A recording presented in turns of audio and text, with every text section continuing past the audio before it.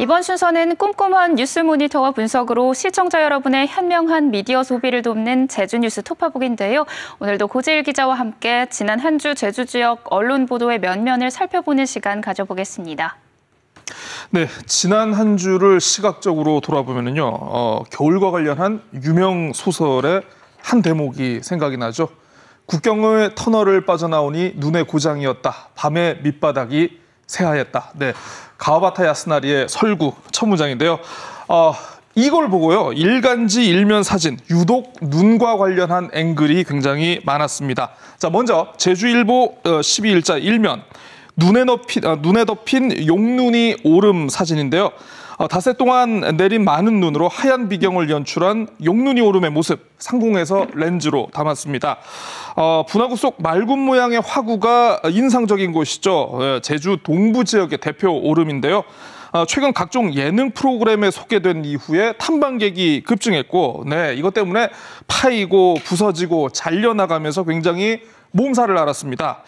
마침 다음 달부터 2년 동안 식생복원을 위해서 이 자연 휴식 연재에 돌입한다고 하니 당분간은 접하기 어려울 것 같아서 아쉬운 마음에 첫 사진으로 소개해드렸습니다. 네, 하얗게 덮인 눈이 오름의 상처를 감싼 붕대처럼 느껴집니다. 휴식년을 통해서 싱싱하고 푸른 옛 모습으로 돌아갈 수 있기를 기대해 보겠습니다.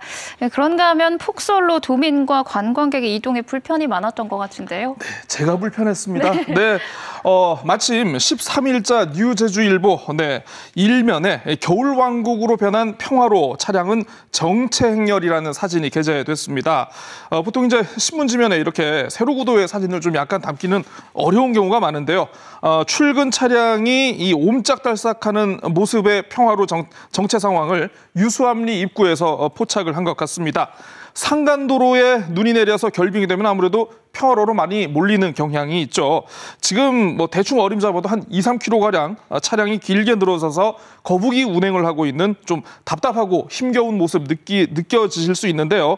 올겨울은 자가용 운전이나 버스 이용 모두가 좀 힘들어서 장거리 출퇴근하시는 분들에게 유독 기억에 남을 겨울이 아닐까 싶습니다. 네, 올해 유독 북극 한파의 위력이 강하기는 했지만 눈에 띄는 기후 변화에 맞춰서 앞으로는 제설이나 월동 준비 계획도 좀 새롭게 세워보는 게 어떨까 싶습니다. 다음 사진으로 이어갈까요? 네, 지난주에도 소개를 해드렸습니다. 폭설과 한파로 이 월동 채소 가운데 80%가량이 지금 냉해 피해를 입었는데요. 한라일보 13일자 일면 토끼사 관련 사진. 네, 서귀포시 표선면 성읍리의 한 무밭 풍경이라고 합니다.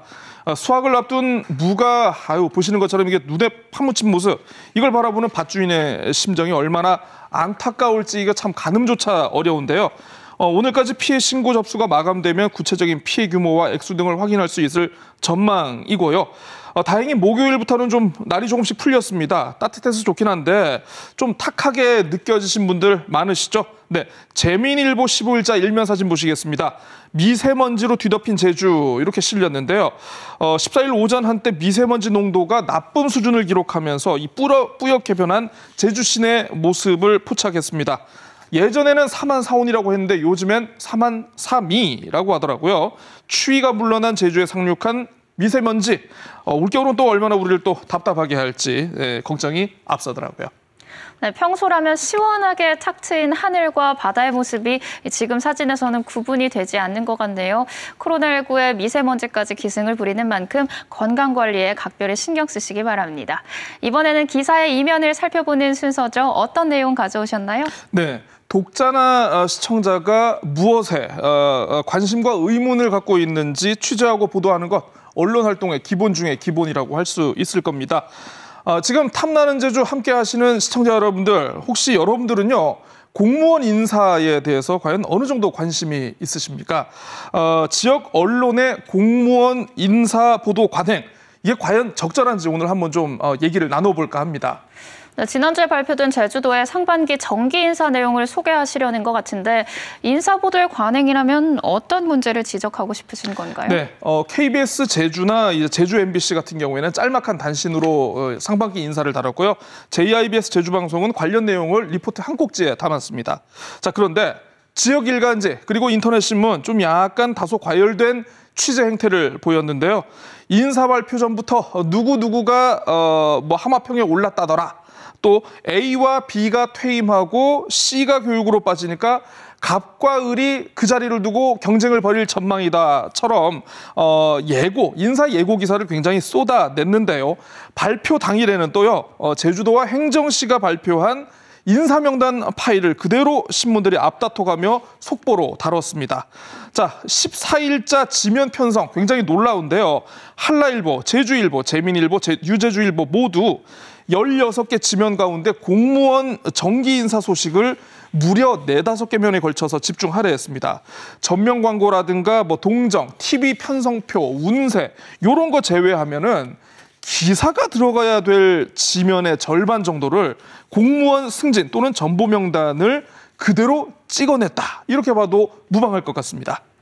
네, 물론 공무원들의 인사에 관심을 가지는 분들도 계실 테지만 신문 지변의 절반가량을 채울 만한 보도인가에 대해서는 평가가 다를 것 같은데요. 네, 물론 그렇습니다. 제주에서 사실 공무원 사회가 차지하는 비중이 다른 지역에 보다 좀 크기는 하죠. 작지는 않은데요. 이게 과연 몇 개면을 빽빽하게 채울 정도의 가치 있는 보도인가에 대해서는 좀 의문을 제기하는 도민분들이 많으신 것 같습니다. 자, 일부 일간지와 인터넷 신문들 결국 그분들이 지향하는 저널리즘의 대상이 일반 도민이 아니라 공무원 사회로 설정돼 있어가지고 관가가 관심을 갖고 흥미를 갖고 있는 보도에만 너무 몰두한 것은 아닌지 의구심을 갖게 하는 대목인데요. 도민들의 삶에 보다 가깝게 다가가려는 매체들의 시도가 아쉬운 대목이었습니다. 언론 보도에 있어서 균형적인 자세가 필요하지 않을까 싶네요. 다음에 소개할 보도는 어떤 내용인가요? 네, 오늘 방송을 앞두고 확인을 해보니까요.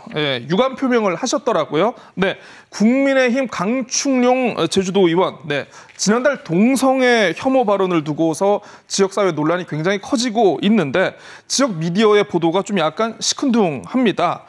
당사자를 만나서 발언 취지라든가 유감 여부를 묻는 인터뷰 기사는 고사하고 발생하는 사실조차 이게 좀 제대로 전하지 않고 있는데요. 지난 12일 도내 19개 시민사회단체로 구성된 제주차별금지연대라는 단체가 강 의원 등을 피진정인으로 이제 국가인권위원회에 진정을 제출했습니다. 자, 사실 지역 정치인의 혐오 표현이 이게 인권위에 진정된다는 상황이 그냥 넘어갈 일은 아닐 텐데요. 뜻밖에도 많은 매체가 이 내용을 보도를 하지 않았습니다. 처음에는 취재 인력이 부족해서 이거 취재를 못했나 생각을 했는데 일부 일간지의 경우에는요.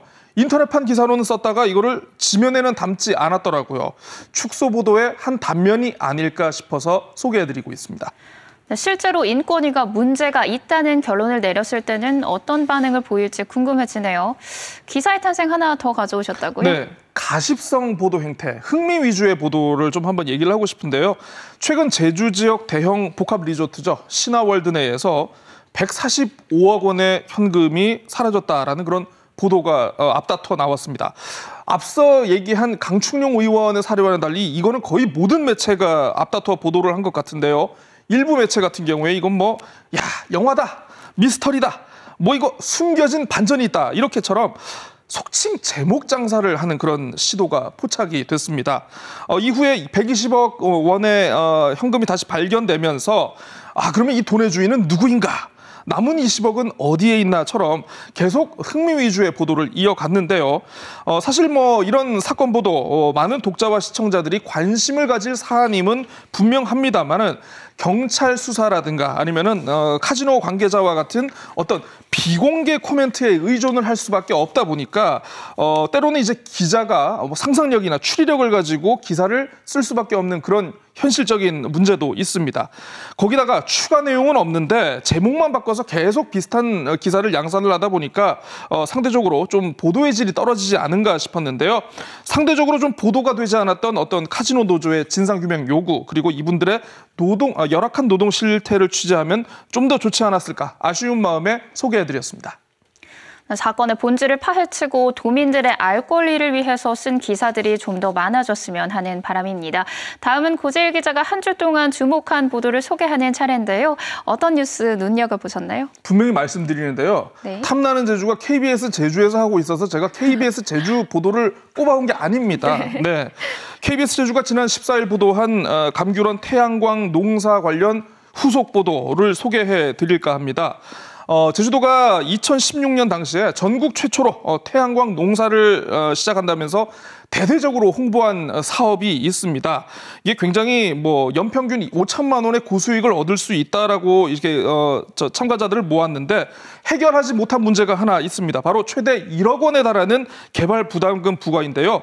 농가 대부분이 개발 부담금을 본인들이 부과해야 한다는 사실을 모르고 사업에 참여를 했다라고 합니다. 네. 자, 문제 해결을요, 제주도가 약속을 했음에도 불구하고 이게 결국 농민들이 부담하도록 내부 결론에 이르렀다는 사실을 추적해서 알렸는데요.